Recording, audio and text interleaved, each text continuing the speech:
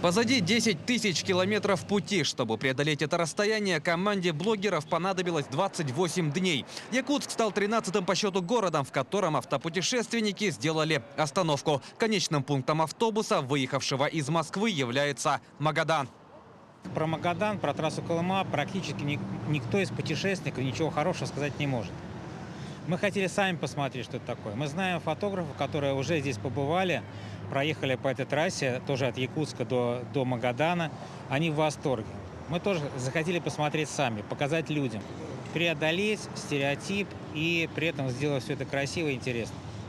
Для преодоления маршрута блогеры выбрали КАВ 2006 года выпуска. На приобретение автобуса было потрачено 160 тысяч рублей. Еще столько же денежных средств было вложено в ремонтные работы.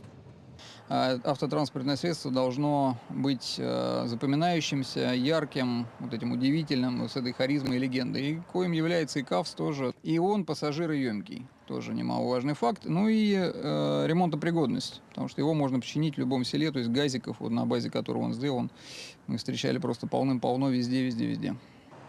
Автобус блогеров служит не только средством передвижения, но и мобильным арт-объектом проекта. Вероника Баландинская время от времени наносит на кузов рисунки, связанные с местом пребывания автоэкспедиции. Но как для меня эта поездка – это своеобразный перформанс. То есть в современном искусстве, помимо визуальной составляющей, важен и сам жест. Получается, да, там в разных местах рисунок дополняется и создается по мере передвижения по маршруту. Вот. И к Магадану, получается, автобус будет полностью расписан.